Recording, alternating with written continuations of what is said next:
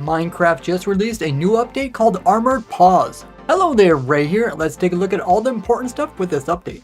But before you update to 1.20.5, make sure to watch this video on all the rares you should collect that will become impossible to get once updated. And if you're updating from an older 1.20 version, there's even more rares you can get before the new version. The biggest thing coming to 1.20.5 Java Edition and the similar version of Bedrock Edition is the 9 types of dogs. Now this one here is the normal one that we had before, but then there is 8 of these new variations. And you can find these naturally through a wide variety of biomes. The default wolf type known as pale can be found in taiga biome. The woods wolf can be found in forest biomes. The rusty variant is found in sparse jungles. The spotted is found in savanna plateaus. The ashen type is found here in the snowy taiga. The black one's found here in the old pine growth, where the old growth spruce taiga produces the chestnut ones. The striped ones, which I think are the coolest, are found here in the wooded badlands. The rarest type is found here in the groves, being the snowy one. And after taming every single type of dog, you'll get the challenge advancement called the whole pack 9 out of 9. Dogs are tame now have twice as much health as before, and they also take half as much damage from anything that is environmental. And when you feed them, food will now heal twice as much. Healing your dog will no longer make them automatically sit down. They'll eat first, then sit down when they're full. Your pets will no longer get buggy and break their leads and teleport to you when reloading chunks. We also have a brand new mob called the Armadillo, which is the winner of the 2023 mob vote, meaning that we got 2 different mobs with 2 different mob votes, all in the 1.20 updates. They can be found here in the savanna biomes, including savanna plateaus, and in the 3 types of badland biomes. Armadillos can roll up in a ball. They'll do this when they're scared, either from the player sprinting near them, or if there's an undead mob nearby, and only when the threat's far away will they unroll. They'll also do this if you're riding anything, and while it's in its shell, less damage can be done to it. And just like cats can scare creepers, armadillos will scare away spiders, but only when they're not rolled up. This is because armadillos like spider eyes, and this is used to breed them. When using one on either of them, this will produce a baby armadillo. Look how cute these things are. And this can be used to increase the speed of baby's growth. Using a brush on an armadillo will get you a new item called Armadillo Scute, and a new advancement, Isn't It Scute? These scutes will also naturally just fall off of them every so often. So if you just put a hopper underneath them, you can farm up unlimited amounts. This can be sped up by using a dispenser full of brushes, and this will produce tons of scutes, but it will use durability.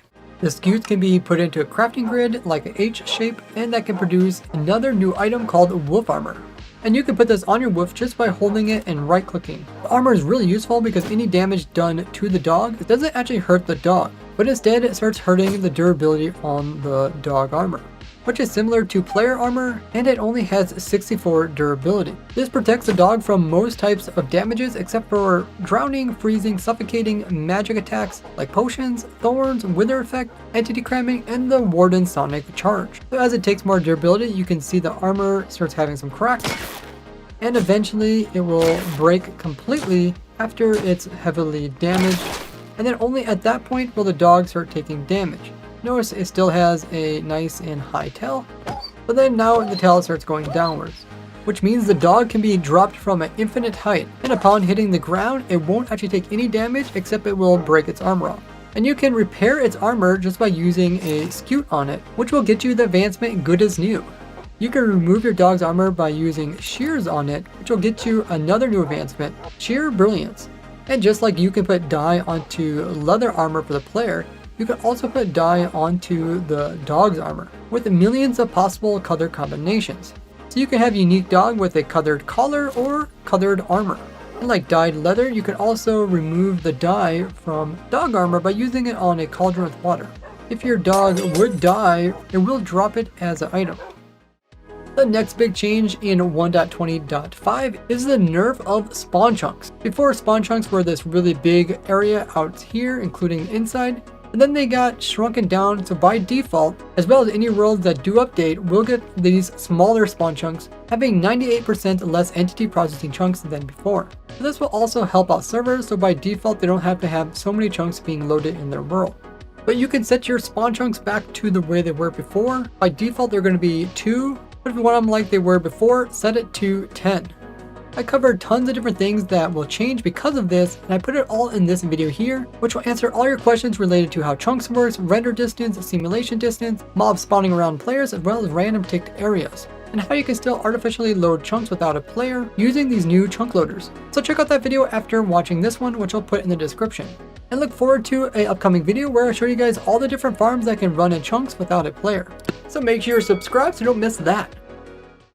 And with 1.20.5, we once again can automatically chunk load the end dimension, which is something I originally discovered way back when, but has been removed for several versions now. But now that it's back, it opens up the opportunity to do a lot of things. The area in which it loads is very similar to spawn chunks, and I did a whole video on all the new farms and machines which you can now run automatically without having the player here, such as like using my sand generator, without having to worry about a bunch of sand piling up and crashing your world. I'll put that video in the description so you can check it out after this one and learn more about it. The next big change is to hopper performance. When a hopper doesn't have anything above it, it's constantly checking to see if there's any items that happen to fall from above that I'll try to pick up. And because it's constantly checking, this could lower your performance, especially if you have a whole bunch of hoppers. Now, in the past, we combated this by putting something on top that was a container that the hopper would then check to see if it could pull something out of the container. And because it's doing this, it's no longer checking to see if any items are directly above it. Notice it can't pick up this item until we remove the container on top. This worked for a wide variety of containers, and one of the best ones was a composter because it wasn't a tile entity like most of them. But we got further improvement with 1.20.5, where now any full cubed block that is on top of a hopper will stop it from checking.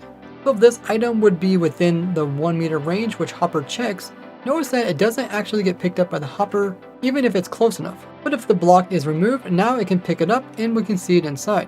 But if there is an item that is in the lower part of the hopper, even though it has a full block above it, when the power is removed, you can see it will pull in those items. So any items that kind of clip inside of the hopper will get absorbed by it. It's just not checking for ones above. So just by putting some dirt above the hopper, we'll do the exact same thing as before using these containers. Now there is some exceptions, something like soul sand. Even though it appears to be a full cube, when you stand on top of it, you sink in a little bit. So any items that land on top of that can still be pulled by the hopper below. They also made the exception for these full cubes, which are the bee nest and the beehive. Otherwise, if they didn't do this, these type of farms would have to be changed. But once again, if you see, once I harvest it, the item did get pulled directly into the bottom here, and the same thing for this one here. So my productive bee farm that also is a crop farm, as well as my tileable version of the honey farms, will continue to work just as they are. They also applied more optimizations to the world and came out with more options when it comes to the F3 screen. You can look at particular lag coming from the TPS, which is affected by the computer running your game, or the server, versus your FPS, which is only affected by how well your graphics can render what's around you. And the lag that used to come when generating loot in shipwrecks that had buried treasure no longer creates a whole bunch of lag trying to figure out where this map will actually send you. Before you could place liquid onto blocks even though you couldn't technically reach them, like 3 blocks down into this hole. But now you can only place in water if you can actually reach the far block. So now you have to crouch in order to reach the far block, but once the liquid is there, you can then pick it up without crouching because it's closer to you. Fire-res has become more useful when going into lava. The distance in which you can see has been increased to match that of the Bedrock Edition. Mobs with enchanted armor will no longer have their armor glitter prior to you actually seeing them. You can't use it as a sneaky way to see someone. Helmets on the player will once again reduce the damage from things like stalactites and anvils by 1/4 like they used to back in 1.18. Talkers will no longer be able to break armor stands when their bullets hit them, just like it was before 1.20.2. And Llama Spit will no longer break armor stands, but go right through it. For the last couple of years, you could activate Drip Leaf by touching it from the side, as well as get damage by being pushed into a block like this with fire above. But you won't have to worry about that anymore. When it comes to enchanting tables, it's supposed to be possible to also get Bane of Arthropods, Smite, as well as Sharpness onto axes while using enchanting tables, rather than only getting this while using anvils. And there's also supposed to be a chance of getting thorns onto armor pieces through enchanting tables. But out of all the testing I've done, I haven't seen any changes for either of them.